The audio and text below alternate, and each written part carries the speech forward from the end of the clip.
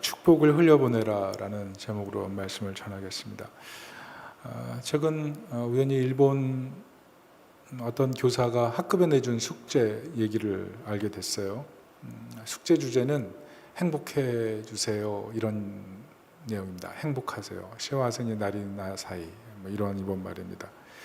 특징이 두 가지예요. 제출 기한이 없다는 것, 그리고 또 하나는 이게 마지막 숙제라는 것. 왜냐하면 선생님이 죽음을 앞두고 낸 마지막 숙제였기 때문에 그래요. 칠판에 이렇게 썼어요. 이 숙제를 낼 때쯤 나는 세상에 없을 거야. 천국에 있을 거야. 그렇지만 너무 일찍 오지는 말고, 보고 싶어서 일찍 오지는 말고 언젠간 내 얼굴 볼 때 행복했어요. 그 말 해주렴. 기다릴게. 이런 내용이었어요. 글 읽으면서 한켠 뭉클했어요. 선생님이 참 학생들 사랑하는구나. 세상 사는 법 참 잘 가르쳐 주시는구나. 이런 생각 들었어요. 왜냐하면 선생님 하면 처음엔 아이들 겉모습 보지만 시간 지나면 아이들 속 보거든요. 아이들 상황을 알게 되거든요. 아이들이 뭐가 아픈지 뭐가 힘든지 알게 되거든요. 가정 상황도 알게 되거든요. 최근에 가족을 연달아 계속 잃은 그런 아이가 있다면 선생님 마음이 글로 향할 수밖에 없어요. 10손가락 깨물어서 안 아픈 손가락 없지만 마음 가는 손가락이 있는 거죠. 아픈 손가락. 객지 생활 홀로 와서 공부하고 유학하면서 돈 없어서 알바하고, 그러나 알바도 잘려가지고 앞길이 캄캄한데 어쩔 수 없이 무료 급식소 가서 급 받아 먹으면서 왈칵 눈물이 쏟아지는 그런 학생들을 안다면 선생님 마음이 어떨까요? 밥을 먹어도 때로는 밥을 먹은 것 같지 않은 그런 마음. 그게 선생님 사랑 아니겠어요?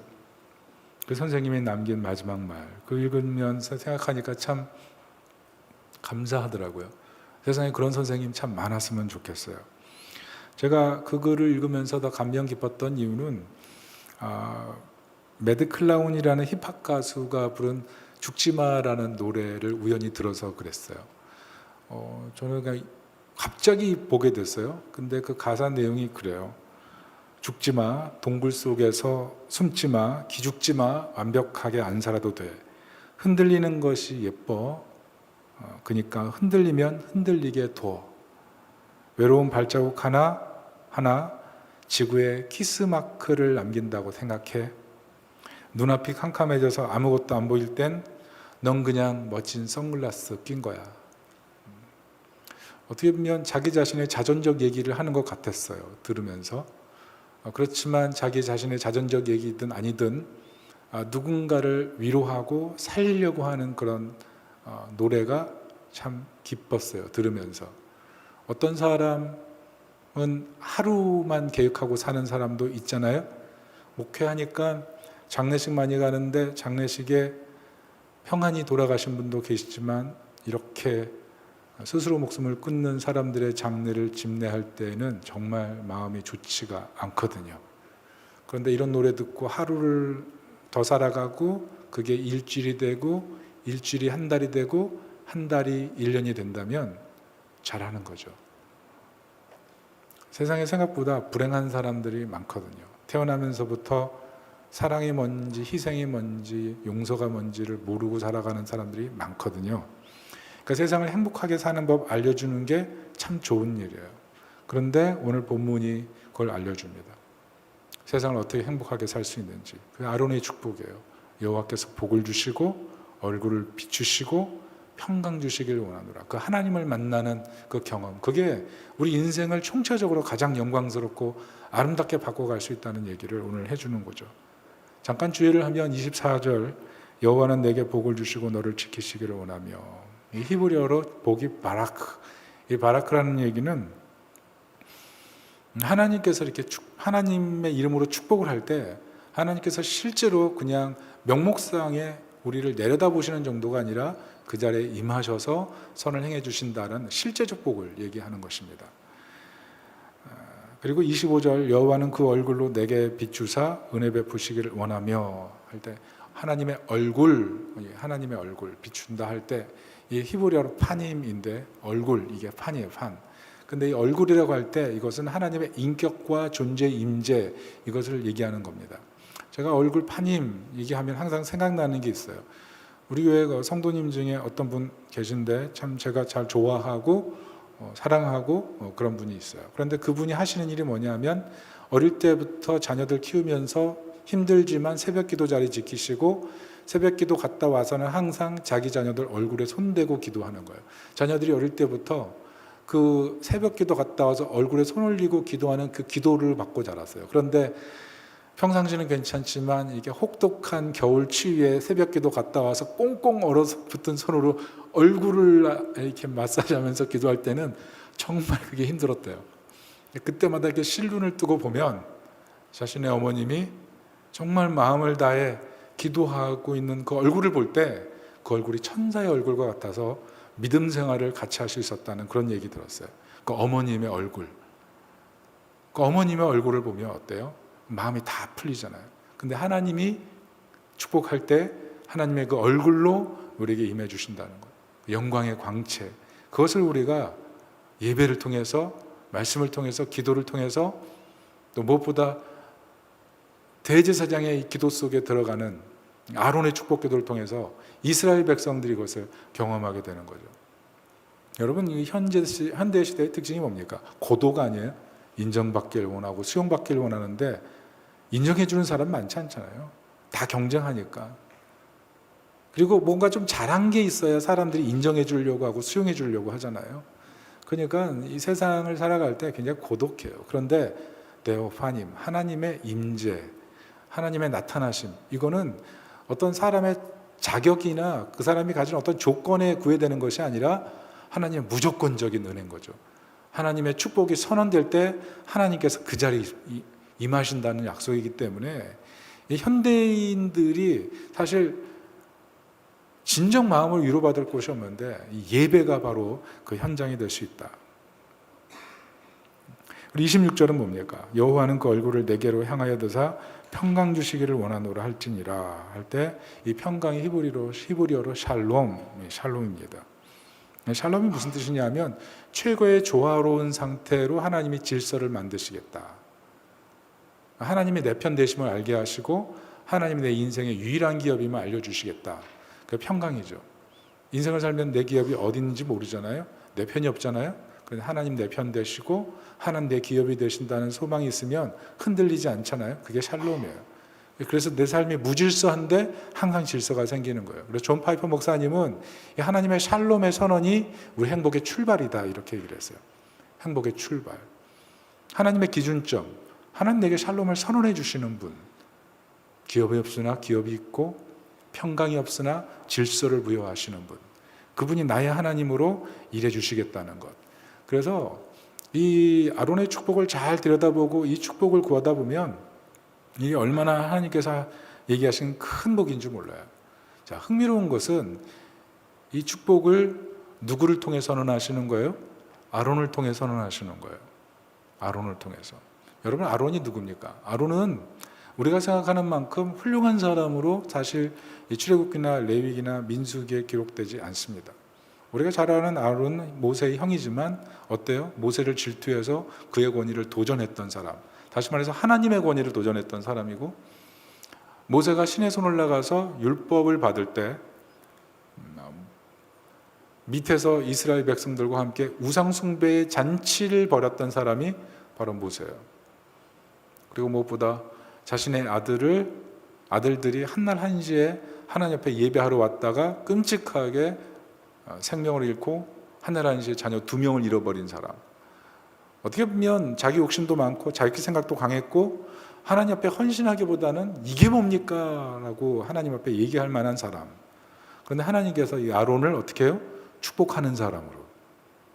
이스라엘 온 회중 200만을 향해 대표로 하나님을 대신하여 축복하는 영광스러운 사람으로 세우셨다는 거죠. 이게 굉장히 중요합니다. 우리는 때로 우리를 여러 가지 관점으로 자신을 바라볼 때가 있는 것 같아요. 그러나 어떤 눈으로 어떤 기준으로 바라본다 할지라도 아론을 향한 하나님의 엄청난 기대가 이루어져서 아론이 이스라엘 온 회중을 축복하는 것처럼 우리를 하나님께서 그렇게 만들어 가길 원하신다는 것, 그것을 기억해야 된다는 거죠. 자, 아론이 받은 은혜가 뭡니까? 아론은 어떻게 해서 이렇게 변화된 겁니까? 용서의 은혜를 먼저 경험하죠. 신명기 9장 20절 21절 같이 한번 읽어보겠습니다. 시작. 여호와께서 또 아론에게 진노하사 그를 멸하라 하셨으므로 내가 그때도 아론을 위하여 기도하고 너희의 죄 곧 너희가 만든 송아지를 가져다가 불살라 찢고 티끌같이 가늘에 갈아 그 가루를 산에서 흘러내리는 뿌렸느니라. 이게 무슨 말이에요? 아론의 범죄로 인해서 이스라엘 백성들이 하나님의 진노, 심판을 당하는 얘기예요. 몇 명이 죽습니까? 3,000명. 3,000명이 죽어요. 그런데 아론은 어떻게 돼요? 하나님 용서하셨어요. 이게 놀라운 거 아니에요? 그리고 아론을 누구로 세워? 대제사장으로 세우죠. 아론은 어떤 사람이냐면 하나님이 말로 할 수 없는 은혜를 받은 경험한 사람이에요. 그러니까 어때요? 은혜가 필요한 죄인을 바라볼 때 저 사람도 용서받아야 된다는 깊은 은혜가 필요한 죄인이라는 사실을 깊이 깨닫고 그들을 축복할 수 있는 사람이 됐다는 거죠. 오늘 레위기는 뭡니까? 레위기는 재물을 잡는 얘기예요. 재물 잡는 얘기예요. 이 재물이 어떤 재물이냐 하면 그냥 아무나 끌고 와가지고 그냥 탁 잡아버리는 재물이 아니에요. 그리고 제사장이 탁 잡아주는 재물도 아닙니다. 어떤 재물이냐면 하나님 옆에 드려야 될 가장 고귀한 재물이에요. 그러니까 가까이 살아도 재물을 소중하게 다뤄야 되고요. 멀리 사는 사람일수록 더 소중히 다뤄서 이 재물을 갖고 와야 돼요. 그러다 보면 어떻게 됩니까? 이 재물과 인간 사이에 교감이 생기기 시작해요. 교감. 저는 참 동물을 좋아하는 사람인데요. 이상하게 동물도 저를 좋아해요. 그래서 어떤 집에 가면 개나 고양이들이 저를 찰싹 붙어가지고 집에 돌아오면 개털, 고양이 털이 저한테 되게 북실북실합니다. 개털, 고양이 털. 근데 그렇게 고양이나 개들이 다가오면 저는 이게 눈에 염증이 생겨요. 결막염이 있어요. 옛날에 이제 개를 오랫동안 키웠기 때문에 결막염 때문에 이제 개를 못 키우는 뭐 그런 상황이죠. 근데 생각해 보세요. 그래 교감을 나눈 그런 짐승을 자기 죄를 전가시키기 위해서 자기가 죽인다. 이게 가능한 얘기겠어요? 이게 쉽지 않아요. 더구나 여러분 짐승을 잡을 때 짐승이 한 번에 딱 치면 죽습니까? 짐승은 그냥 아무데나 때리면 죽습니까? 안 죽어요. 안 죽어요. 제가 어릴 때 끔찍한 기억이 뭐냐면 동네에서 옛날에는 보신탕을 먹었습니다. 지금도 드시는 분이 있을 거예요.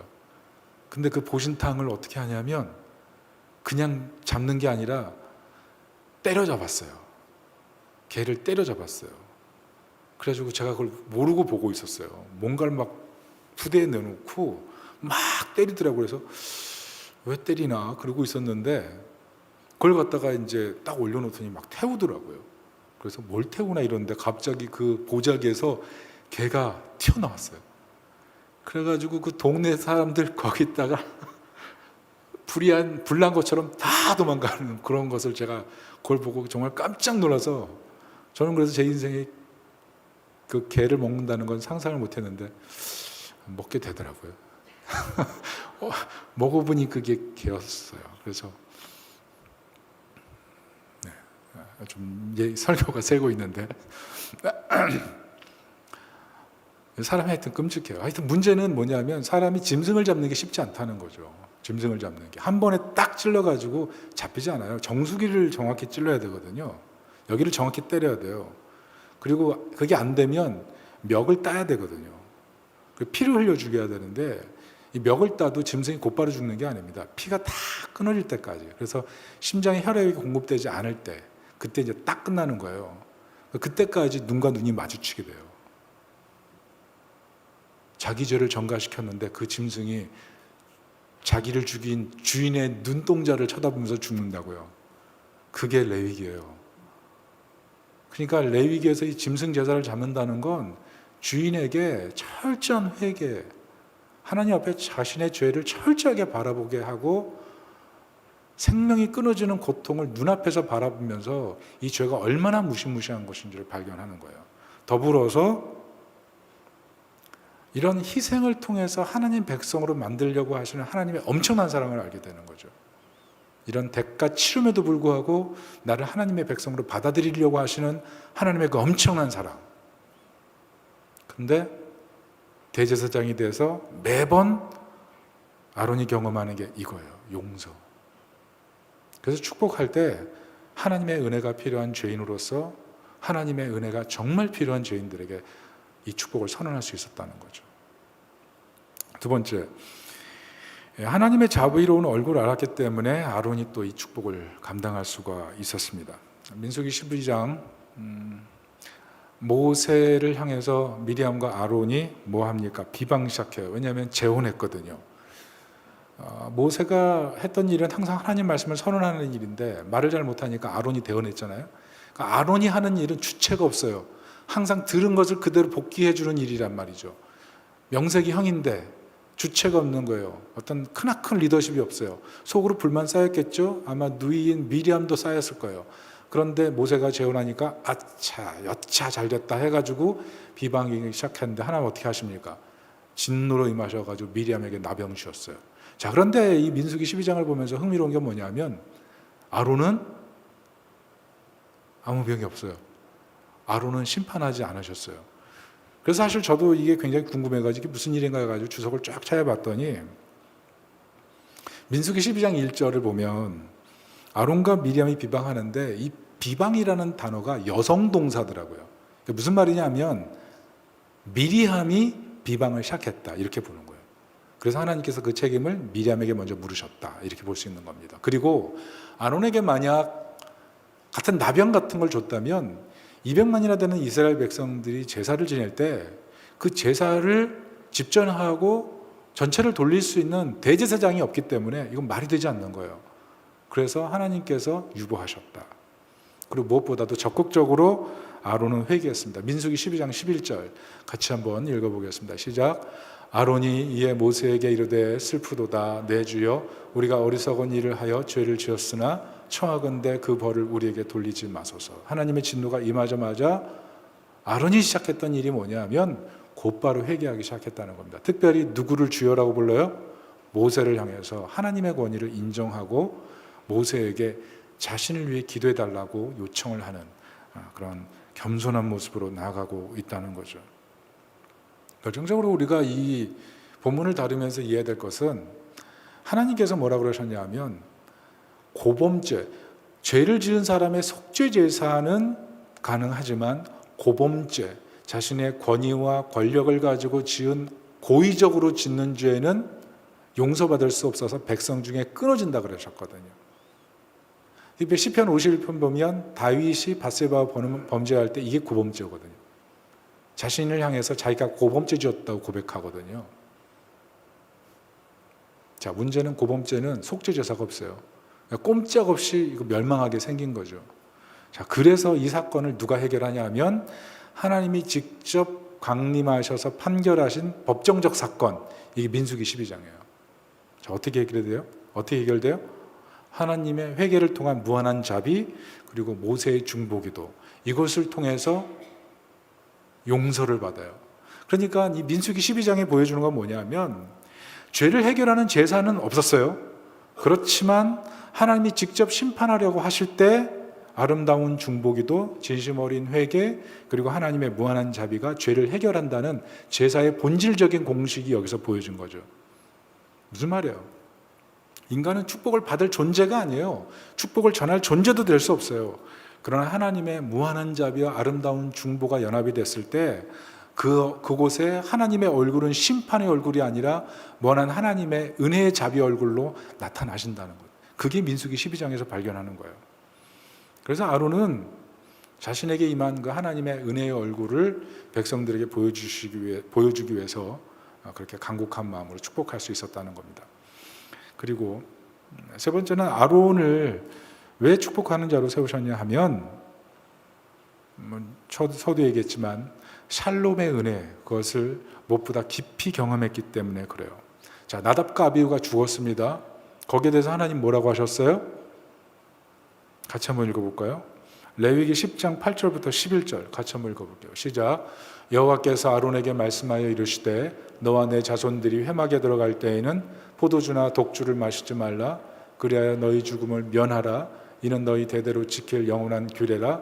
그리하여 너희가 거룩하고 속된 것을 분별하며 부정하고 정한 것을 분별하고 또 나 여호와가 모세를 통하여 모든 규례를 이스라엘 자손에게 가르치리라. 자, 이게 무슨 말인가요? 자, 생각해 보세요. 자녀를 잃었어요. 그것도 헌신된 자녀를 잃었어요. 너무 속상했을 거예요. 아니, 어떻게 자녀를 데려가셔? 더구나 분명히 술을 먹었을 텐데 고의적으로 술을 먹고 들어가서 막 그랬을까요? 그런 것은 아니었을 것 같아요. 거룩한 직분이기 때문에.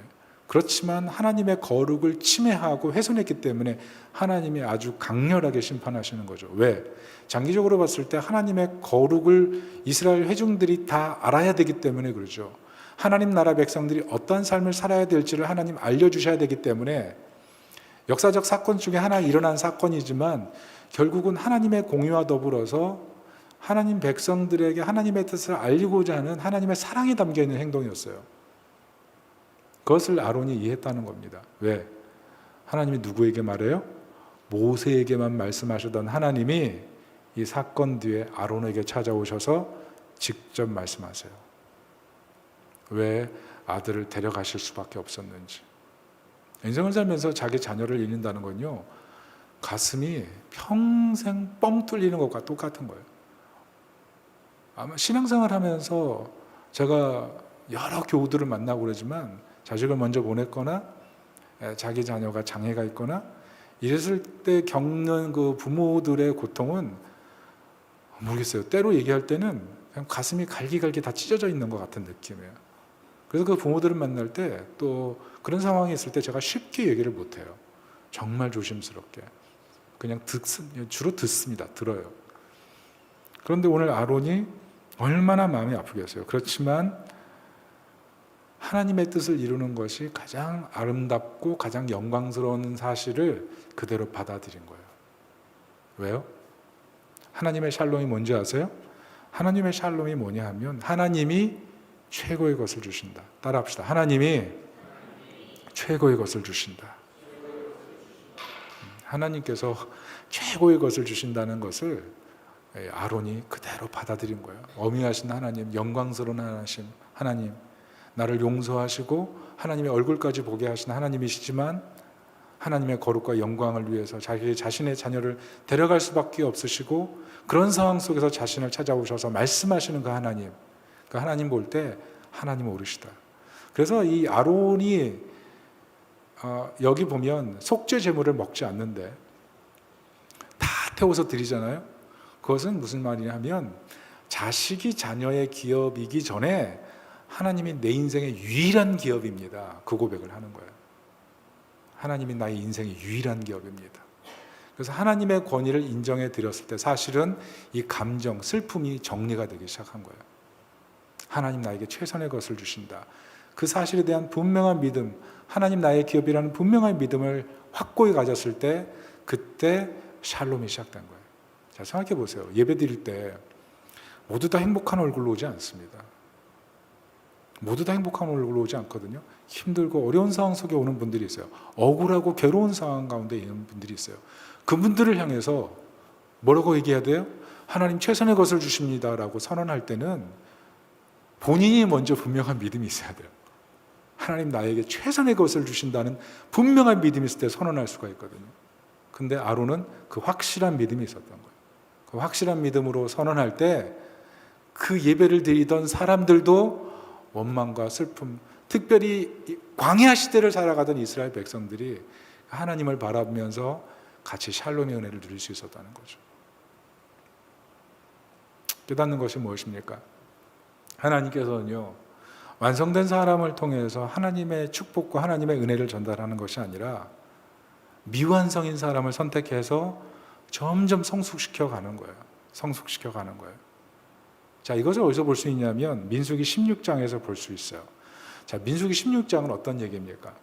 민수기 16장은 다단과 아비람이 250명의 백성 지도자들과 결탁해서 모세와 아론에게 반역한 얘기예요. 그래서 어떻게 됩니까? 이 다단과 아비람이 멸망하거든요. 그때 하나님께서 회중 가운데 나타나셨어요. 근데 이스라엘 백성들이 그때 회개한 것이 아니라 도리어 백성과 아론을 원망하면서 너희들 때문에 우리의 동료가 죽었다고 원망이 막 분노가 끌어올라 가지고 회중 가운데 끌고 와가지고 모세 아론을 막 때리기 시작했어요. 그게 민수기 16장 얘기예요. 그때 하나님께서 어떻게 하셨냐면 회중 가운데 나타나셔서 모세에게 말씀하시기를 순식간에 내가 이들을 멸하겠다. 너희는 떠나라. 이렇게 얘기하셨죠. 그때 모세가 했던 것이 무엇이냐면 레위기 16장 13절. 먼저 이 말씀을 한번 읽으면 좋겠어요. 레위기 16장 13절입니다. 없나요? 없어요? 네, 제가 읽어드릴게요. 여호와 앞에 분향하여 향연으로 속죄소를 가리게 할지니 그리하면 그가 죽지 아니할 것이며. 모세가 아론에게 뭐라 그랬냐면 지금 빨리 제단 불을 향로에 담아서 회중으로 뛰어가십시오 얘기를 했어요. 왜냐하면 향로에서 올라오는 향연이 하나님의 영광을 조금이나마 가리거든요. 왜냐하면 하나님의 영광이 곧바로 죄인에게 임하면 사람이 그 영광 때문에 살 수가 없어요. 그러니까 하나님의 거룩이 곧바로 임할 때 사람은 그 죄로 인해서 그냥 곧바로 생명이 떠나갈 수밖에 없는 거죠. 그래서 모세가 아론에게 뭘 부탁하냐면 그 향로를 들고 백성들 가운데 뛰어들어가서 그 향연으로 하나님의 영광을 가려달라고, 진노하시는 하나님의 그 진노를 가려달라고 요청을 한 거예요. 그래서 모세가 어떻게 해요? 아론이 어떻게 해요? 그 향로를 들고 200만 되는 이스라엘 백성들을 향해 뛰기 시작하는 거예요. 어떻게 되겠어요? 그 뜨거운 향로를 들었을 때 손이 어떻게 되겠어요? 익어버리겠죠. 불이 안 튀게 하려면 껴안았겠죠. 팔이 있겠죠. 몸이 있겠죠. 그리고 그 불이 튀어가지고 발에 닿겠죠. 그 발을, 그 뜨거운 숯불을 발로 밟고 발이 있고 이런 과정을 겪지 않았겠어요? 나이가요, 아론이 123세에 죽었는데 100세 이상이에요. 그 나이에 회중을 살리기 위해서 온 회중에 향연을 드리기 위해 달린다. 목숨을 건 행동이에요, 아론에게. 근데 어떻게 해요? 연병이 끝날 때까지, 하나님의 재앙이 끝날 때까지 회중의 사이에서 멈추지 않고 달려서 회중 사이에 그 모든 향연을 다 드리우게 하는 거예요. 끝까지 산자와 죽은 자 사이에 하나님의 자비가 임하기를 기도한 거죠. 그게 아론이에요. 생각해보세요. 자기를 때리던 사람, 자기를 원망하던 사람, 그 사람들 사이에 가서 이거 하는 게 쉽겠어요? 근데 아론이 그렇게 했어요. 왜? 자기가 먼저 사랑을 입었기 때문에, 은혜를 입었기 때문에. 연약한 아론이었거든요. 그런데 하나님께서 변화시켜 가는 거예요. 그래서 우리가 지금 아론을 보면서 어떤 생각이 들어요? 처음에 아론을 생각할 때는 과연 이런 사람이 어떻게 복을 빌지, 이런 사람이 무슨 축복의 통로가 되지라고 생각하지만 성숙된 아론을 보면 이 사람이 진짜 하나님의 복이에요. 그 사람이 복을 주면 정말 하나님이 복 주실 것 같죠. 이게 레위의 뜻이에요. 레위의 뜻은 히브리어로 연합입니다. 연합. 하나님과 연합하고 사람과 연합함. 그래서 하나님이 그 레위인 아론을 통해서 하나님의 축복이 흘러 들어가게 하는 거예요. 하나님께서 우리를 그렇게 사용하길 원하세요. 하나님의 축복을 우리를 통해 이렇게 세상에 흘려보내길 원하세요. 옆 사람들에게 한번 얘기해 보세요. 하나님께서 당신을 축복의 통로로 쓰길 원하십니다. 네. 조심할 것은 현재의 자신을 바라보면서 낙심하지 마세요. 자신을 바라보면 아무도 축복할 수 없을 것 같은 그런 상태를 너무 보면서 힘들어하지 마세요. 하나님 빚어가시니까. 그리고 특별히 부탁드리는 건, 여러분, 전동 칫솔이 나와도 칫솔이 사라지지 않았어요. 자동 우산이 나와도 우산이 사라지지 않았어요. 새 노래가 나와도 옛 노래는 계속 불러요. 그런 것처럼 익숙한 것은 사실 우리가 잘 버리지 못해요. 그런데 때로는 하나님께서 우리를 영광스럽게 쓰려고 하시는데 우리 마음속에 나로 하여금 하나님의 도구가 되지 못하게 만드는 그런 익숙한 생각들이 헌신하지 못하도록 만들어요. 그래서 익숙한 것들이 때로는 우리에게 모두 좋은 건 아닙니다. 그 익숙한 것과의 우선순위의 변화, 그게 필요한 거죠. 두 번째는 비판에 너무 사로잡히지 마세요. 비판하면 축복하기 어려워요. 최근에 제가 머리를 깎았어요. 머리를 깎으러 갔는데 그 이분이 제가 목사인 걸 몰라요. 제가 계속 안 알려주고 있거든요.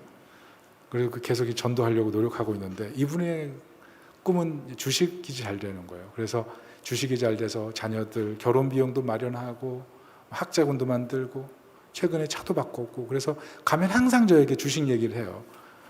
그래서 제가 말했죠. 요즘 주식이 좋더군요. 이렇게 얘기했더니 또 이분이 머리를 깎으면서 또 주식 얘기를 하면서 너무 흥분하신 거예요.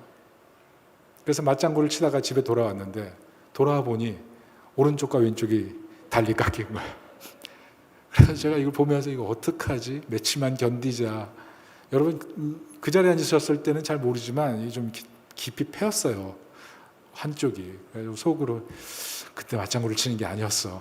속으로 생각했는데 생각해보니까 제가 돈을 안 주고 왔더라고요. 같이 주식 얘기마다 막 흥분해가지고 나올 때 돈을 안 치르고 나왔어요. 속으로 그분을 향해서 이러면 안 되는데 막 그랬는데 생각해보니 내가 더 잘못을 했더라고요. 여러분 적어도 우리가 누군가를 비판할 때 나머지 몇 개의 손가락은 자신을 가리키고 있어요. 내가 너무 의로우면 누군가를 비판하기가 쉽죠. 그런데 잘 생각하세요. 하나님이 원하는 건요, 비판하지 말라는 아니에요. 왜냐하면 비판하는 일이 있어야 돼요. 그래야 바로 잡거든요. 그런데 그 목적이 뭐냐면 회복이에요. 하나님은 회복이었어요. 만약 아론이 자기 자신을 생각하면서 자기 자신을 비판하기 시작했다면 그 사람은 대제사장 할 수 없어요.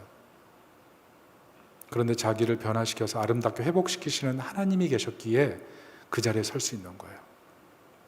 그러니까 그 자리에서 회중을 바라볼 때 분명히 진리를 말해야 되지만 늘 한켠에는 겸손과 사랑으로 회복을 바라는 하나님의 마음, 그 대제사장의 마음, 그 마음이 있었던 거죠. 특별히 이제 일본 선교를 우리 선교대원들 출발하는데 이 회복의 하나님의 마음, 이 마음 들고 현장에 들어가서 선교할 수 있기를 축복합니다. 마지막 세 번째는 이웃 축복하라는 거예요. 축복하라. 이웃을 축복하세요. 자, 우리가 왜 축복하는 삶을 살아야 되는지는 굉장히 단순합니다. 민수기 22장 12절 한번 같이 읽어볼게요. 시작. 하나님이 발람에게 이르시되 너는 그들과 함께 가지도 말고 그 백성을 저주하지도 말라. 그들은 복을 받은 자들이니라. 무슨 말씀이에요? 하나님께서 이미 이스라엘 백성들은 복을 주신 백성들이다. 지금도 함께 주고 있다. 이 말씀이거든요. 그래서 발람이 이스라엘 백성들을 저주하러 갔다가 저주를 하나도 못하고 그냥 그대로 이스라엘 백성들을 축복하시니까 하나님 바라보고 내려오는 그런 얘기가 민수기에 써 있죠. 여러분, 빛이 가득하면 어둠이 들어갈 수가 없어요.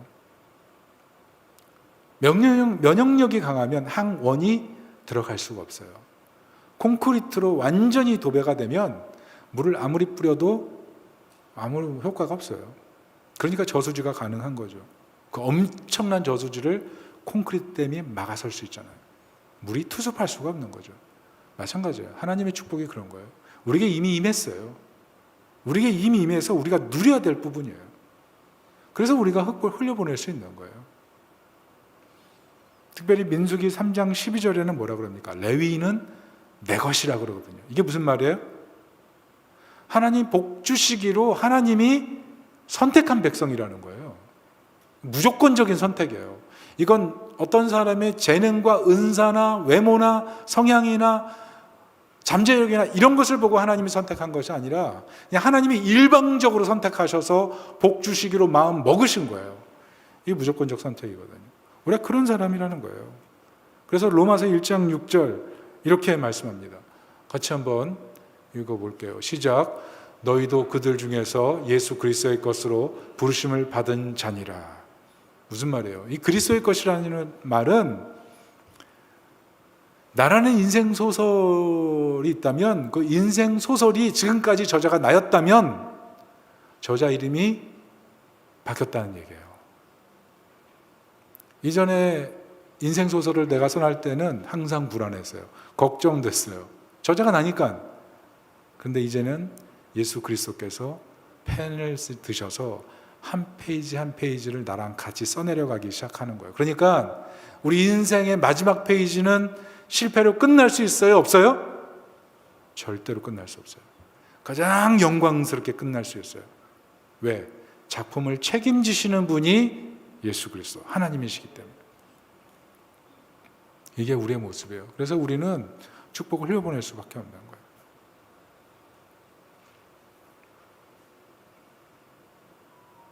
무엇보다 오늘 우리가 아론을 통해서 발견하는 것이 우리로 하여금 이 축복을 흘려보낼 수밖에 없게 합니다.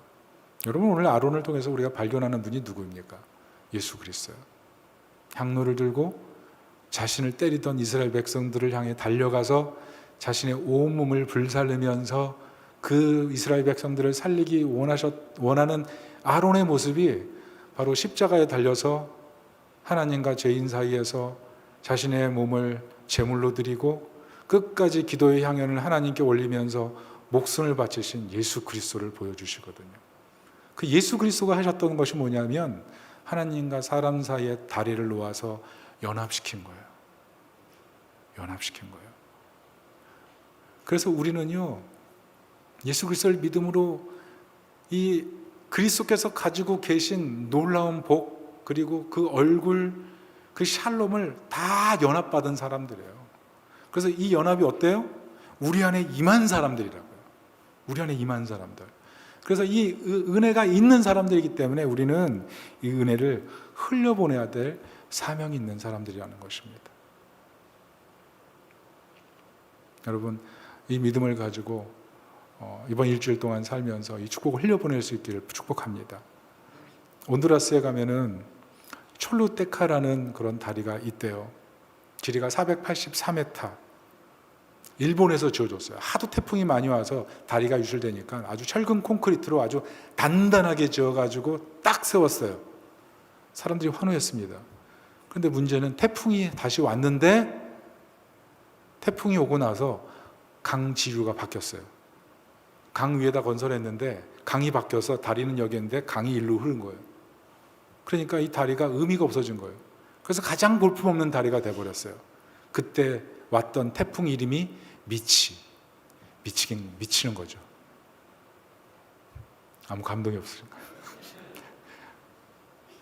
그래서 온두라스에 있는 사람들이 뭔가 이랬는데 마음에 작심을 하고 4년 동안 다시 공사를 시작해서 이제 다시 다리를 연결시켜가지고 이제는 온두라스에서 가장 사랑받는 다리로 바뀐 거죠.